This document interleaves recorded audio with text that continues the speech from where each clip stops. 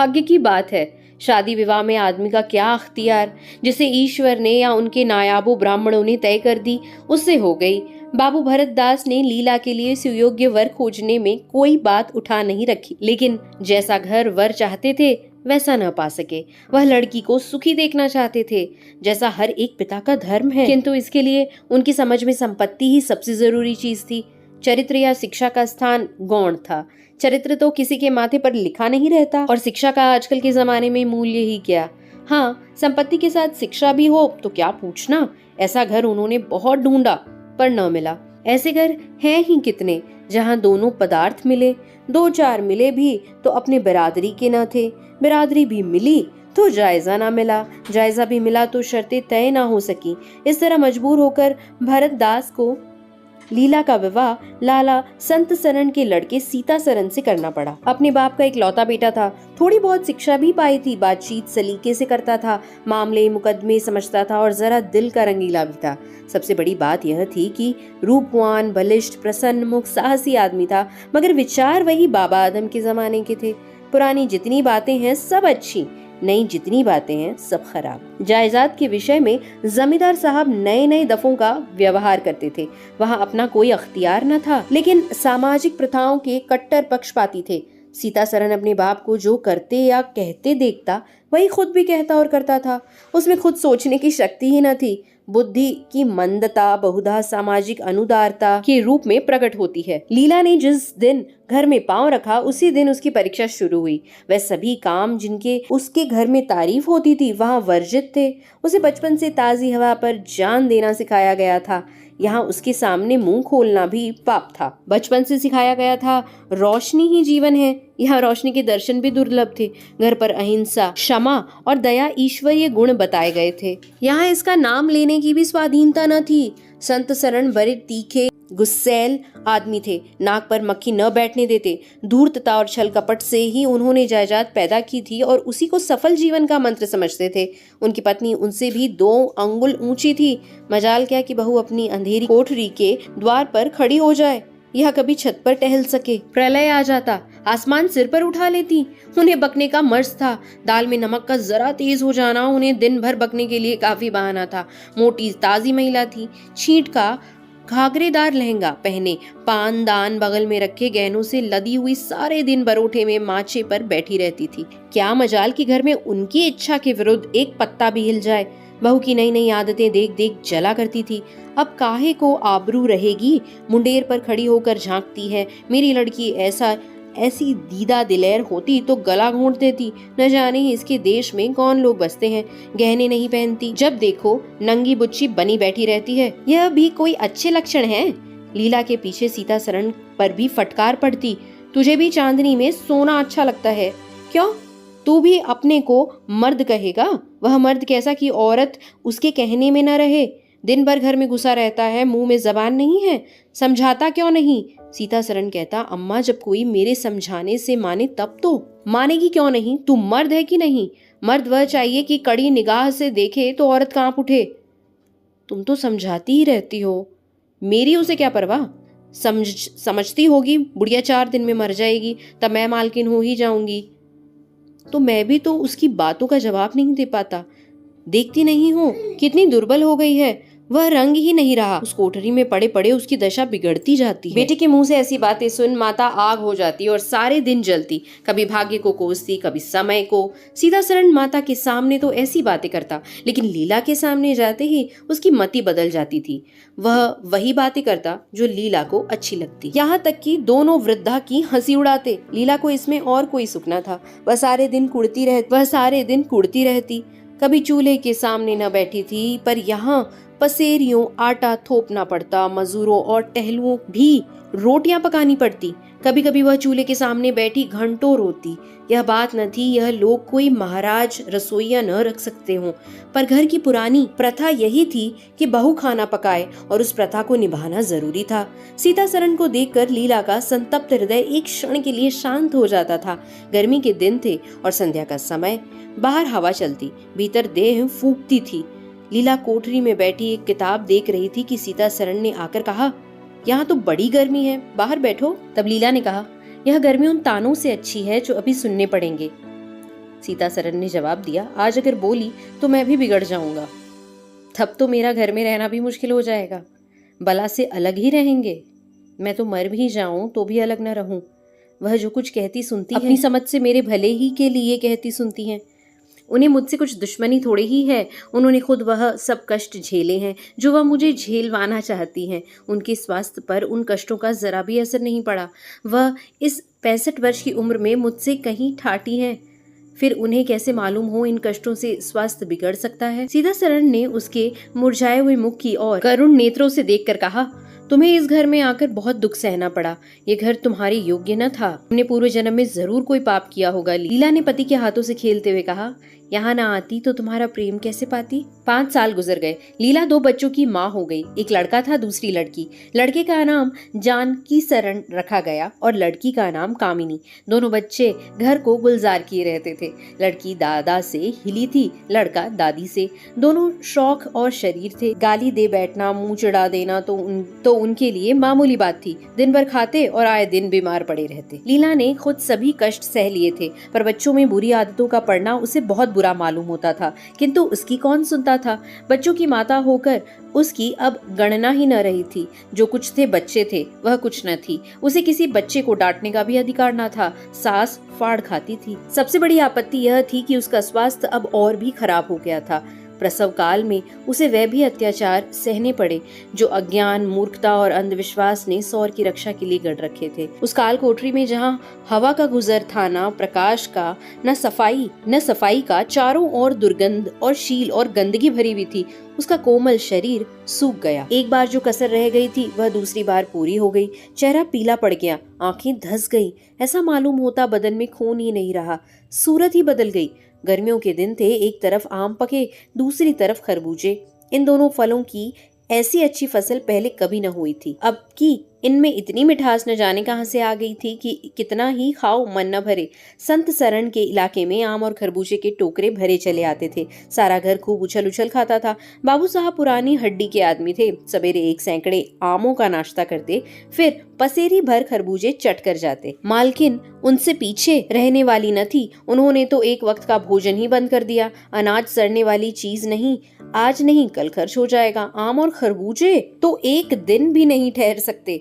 शुद्धनी थी और क्या, यों ही हर साल दोनों चीजों की रेल पेल होती थी। हर किसी को कभी कोई शिकायत न होती थी। कभी पेट में गिरानी मालूम हुई तो हड्ड की फंकी मार ली। एक दिन बाबू संत सरन के पेट में मीठा मीठा दर्द होने लगा। आपने उसकी परवाह न की, आम खाने बैठ गए। सैकड़ा पूरा करके उठे ही थे कि क्या हुआ, गिर पड़े। फिर तो तिल तिल परके और दस्त होने लगे। हैजा हो गया। शहर के डॉक्टर बुलाए गए, लेकिन उनके आने के पहले ही बाबू साहब चल बसे थे। रोना पीटना मच गया। संध्या होते होते लाश घर से निकली। लोग दाह क्रिया करके आधी रात को लौटे तो मालकिन को भी कै और दस्त हो रहे थे। फिर दौड़ धूप शुरू हुई, लेकिन सूर्य निकलते निकलते वह भी सिधार गईं। स्त्री पुरुष जीवन पर्यांत एक दिन के लिए भी अलग न हुए थे। संसार से भी साथ ही साथ गए। सूर्यास्त के समय पति ने प्रस्थान किया, सूर्योदय के समय पत्नी ने। लेकिन मुसीबत का भी अंत न हुआ था। लीला तो संस्कार की तैयारियों में लगी थी। मकान की सफाई की तरफ किसी ने ध्यान न दिया। तीसरे दिन दोनों बच्चे दादा दादी के लिए रोते रोते बेड में जा पहुंचे। वहां एक आले पर खरबूजा कटा हुआ पड़ा था। 2-3 कलमी आम भी रखे थे। इन पर मक्खियां भिनक रही थीं। जानकी ने एक तिपाई पर चढ़कर दोनों चीजें उतार ली और दोनों ने मिलकर खाईं। शाम होते होते दोनों को हैजा हो गया और दोनों माँ बाप को रोता छोड़ चल बसे। घर में अंधेरा हो गया। 3 दिन पहले जहाँ चारों तरफ चहल पहल थी, वहां अब सन्नाटा छाया हुआ था। किसी के रोने की आवाज भी सुनाई न देती थी। रोता ही कौन, ले दे के कुल 2 प्राणी रह गए थे और उन्हें रोने की सुधि न थी। लीला का स्वास्थ्य पहले भी कुछ अच्छा न था, अब तो वह और भी बेजान हो गई। उठने बैठने की शक्ति भी न रही। हरदम खोई सी रहती। न कपड़े लत्तों की सुधि थी, न खाने पीने की। उसे न घर से वास्ता था, न बाहर से। जहाँ बैठती वहीं बैठी रह जाती। महीनों कपड़े न बदलती, सिर में तेल न डालती। बच्चे ही उसके प्राणों के आधार थे। जब वही न रहे तो मरना और जीना बराबर था। रात दिन यही मनाया करती कि भगवान यहाँ से ले चलो। सुख दुख सब भुगत चुकी, अब सुख की लालसा नहीं थी। लेकिन बुलाने से मौत किसी को आई है? सीतासरण भी पहले तो बहुत रोया धोया, यहाँ तक कि घर छोड़कर भाग जाता था, लेकिन ज्यों-ज्यों दिन गुजरते थे बच्चों का शोक उसके दिल से मिटता जाता था। संतान का दुख तो कुछ माता ही को होता है। धीरे धीरे उसका जी संभल गया। पहले की भांति मित्रों के साथ हंसी दिल लगी होने लगी। यारों ने और भी चंग पर चढ़ाया। अब घर का मालिक था, जो चाहे कर सकता था, कोई उसका हाथ रोकने वाला न था। सैर सपाटे करने लगा। कहाँ तो लीला को रोते देख उसकी आंखें सजल हो जाती थी, कहाँ अब उसे उदास और शोक मग्न देखकर झुंझला उठता। जिंदगी रोने ही के लिए तो नहीं है। ईश्वर ने लड़के दिए थे, ईश्वर ही ने छीन लिए। क्या लड़कों के पीछे प्राण दे देना होगा? लीला यह बातें सुनकर भौंचक रह जाती। पिता के मुंह से ऐसे शब्द निकल सकते हैं? संसार में ऐसे प्राणी भी हैं? होली के दिन थे, मर्दाने में गाना बजाना हो रहा था, मित्रों की दावत का भी सामान किया गया था। अंदर लीला जमीन पर पड़ी हुई रो रही थी। त्योहारों के दिन उसे रोते ही कटते थे। आज बच्चे होते तो अच्छे अच्छे कपड़े पहने कैसे उछलते फिरते। वही न रहे तो कहाँ की तीज और कहाँ का त्योहार। सहसा सीतासरण ने आकर कहा, क्या दिन भर रोती ही रहोगी? जरा कपड़े तो बदल डालो, आदमी बन जाओ। यह क्या तुमने अपनी गति बना रखी है? तब लीला ने उत्तर दिया, तुम जाओ अपनी महफिल में बैठो, तुम्हें मेरी क्या फिक्र पड़ी है? क्या दुनिया में और किसी के लड़के नहीं मरते? तुम्हारे ही सिर यह मुसीबत आई है। यह बात कौन नहीं जानता? अपना अपना दिल ही तो है, उस पर किसी का क्या बस है। मेरे साथ भी तो तुम्हारा कुछ कर्तव्य है। लीला ने कौतूहल से पति को देखा, मानो उसका आशय नहीं समझी, फिर मुंह फेर कर रोने लगी। तब सीतासरण ने कहा, मैं अब इस मनुष्यत का अंत कर देना चाहता हूँ। अगर तुम्हारा अपने दिल पर काबू नहीं है तो मेरा भी अपने दिल पर काबू नहीं है। मैं अब इस जिंदगी भर मातम नहीं मना सकता। तुम राग रंग मनाते हो, मैं तुम्हें मना तो नहीं करती। मैं रोती हूँ तो क्यों रोने नहीं देते? मेरा घर रोने के लिए नहीं है। अच्छी बात है, तुम्हारे घर में न रोऊंगी। लीला ने देखा मेरे स्वामी मेरे हाथों से निकले जा रहे हैं। उन पर विषय का भूत सवार हो गया है और कोई समझाने वाला नहीं। वह अपने होश में नहीं है। मैं क्या करूं? अगर मैं चली जाती हूँ तो थोड़े ही दिनों में सारा घर मिट्टी में मिल जाएगा और इनका वही हाल होगा जो स्वार्थी मित्रों के चंगुल में फंसे हुए नौजवान रईसों का होता है। कोई उल्टा घर में आ जाएगी और इनका सर्वनाश कर देगी। ईश्वर, मैं क्या करूं? अगर इन्हें कोई बीमारी हो जाती तो क्या मैं उस दशा में इन्हें छोड़कर चली जाती? कभी नहीं। मैं तन मन से इनकी सेवा शुश्रूषा करती, ईश्वर से प्रार्थना करती, देवताओं की मनौतियां करती। माना इन्हें शारीरिक रोग नहीं है, लेकिन मानसिक रोग अवश्य है। आदमी रोने की जगह हंसे और हंसने की जगह रोए, उसके दीवाना होने में क्या संदेह है? मेरे चले जाने से इनका सर्वनाश हो जाएगा। इन्हें बचाना मेरा धर्म है। हाँ, मुझे अपना शोक भूल जाना होगा। रोऊंगी, रोना तो तकदीर में लिखा ही है। रोऊंगी, लेकिन हंस हंस कर अपने भाग्य से लड़ूंगी। जो जाते रहे उनके नाम को रोने के सिवा और कर ही क्या सकती हूँ, लेकिन जो है उसे न जाने दूंगी। ऐ टूटे हुए हृदय, आज तेरे टुकड़ों को जमा करके एक समाधि बनाऊं और अपने शोक को उसके हवाले कर दूं। ओ रोने वाली आंखें, आओ मेरे आंसुओं को अपनी व्यहसित छटा में छिपा लो। आओ मेरे आभूषणों, मैंने बहुत दिनों तक तुम्हारा अपमान किया, मेरा अपराध क्षमा करो। तुम मेरे भले दिनों के साथी हो, तुमने मेरे साथ बहुत विहार किए हैं। अब इस संकट में मेरा साथ दो, मगर दगा न करना, मेरे भेदों को छिपाए रखना।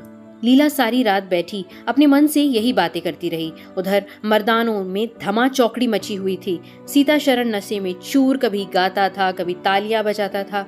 उसके मित्र लोग भी उसी रंग में रंगे हुए थे। मालूम होता था इनके लिए भोग विलास के सिवा और कोई काम नहीं है। पिछले पहर को महफिल में सन्नाटा हो गया। हू हा की आवाजें बंद हो गई। लीला ने सोचा, क्या लोग कहीं चले गए या सो गए? एकाएक सन्नाटा क्यों छा गया?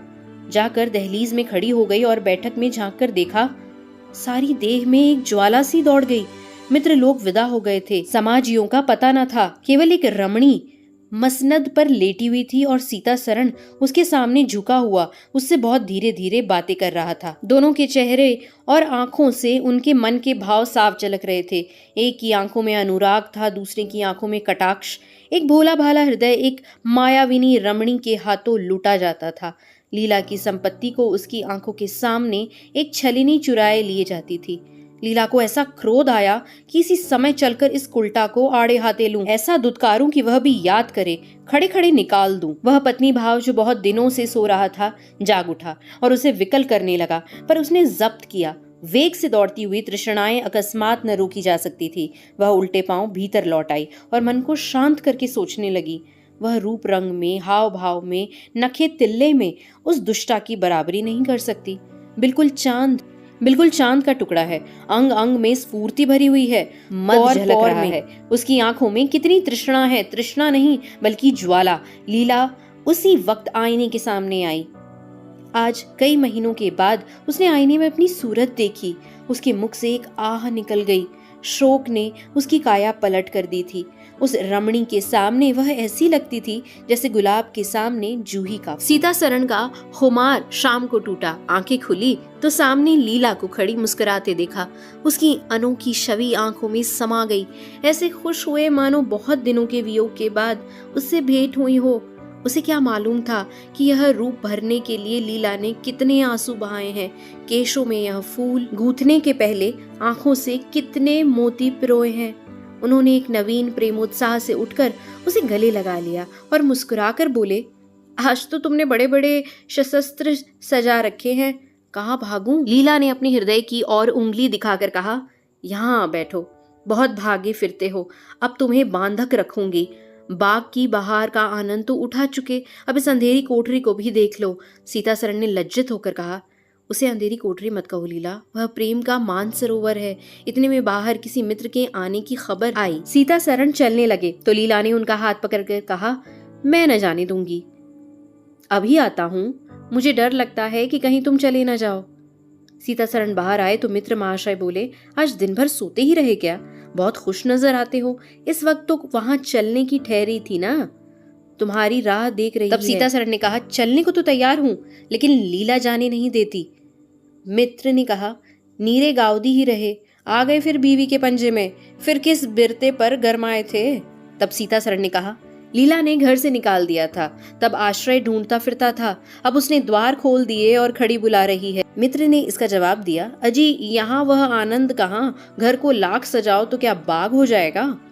भाई, घर बाग नहीं हो सकता पर स्वर्ग हो सकता है। मुझे इस वक्त अपनी शुद्रता पर जितनी लज्जा आ रही है वह मैं ही जानता हूँ। जिस संताप शोक में उसने अपने शरीर को घुला डाला और अपने रूप लावण्य को मिटा दिया, उसी शोक को केवल मेरा एक इशारा पाकर उसने भुला दिया। ऐसा भुला दिया मानो कभी शोक हुआ ही नहीं। मैं जानता हूँ कि वह बड़े से बड़े कष्ट सह सकती है, मेरी रक्षा उसके लिए आवश्यक है। जब अपनी उदासीनता के कारण उसने मेरी दशा बिगड़ती देखी तो अपना सारा शोक भूल गई। आज मैंने उसे अपने आभूषण पहनकर मुस्कुराते हुए देखा तो मेरी आत्मा पुलकित हो उठी। मुझे ऐसा मालूम हो रहा है कि वह स्वर्ग की देवी है और केवल मुझ जैसे दुर्बल प्राणी की रक्षा करने के लिए भेजी गई है। मैंने उसे जो कठोर शब्द कहे वह अगर अपनी सारी संपत्ति बेचकर भी मिल सकते तो लौटा लेता। लीला वास्तव में स्वर्ग की देवी है। तो दोस्तों, ये थी प्रेमचंद जी की एक और मार्मिक और खूबसूरत कहानी। अगर आपको कहानी पसंद आई हो तो ज़रूर से वीडियो को लाइक, शेयर और चैनल को सब्सक्राइब ज़रूर करिएगा। Thank you for listening.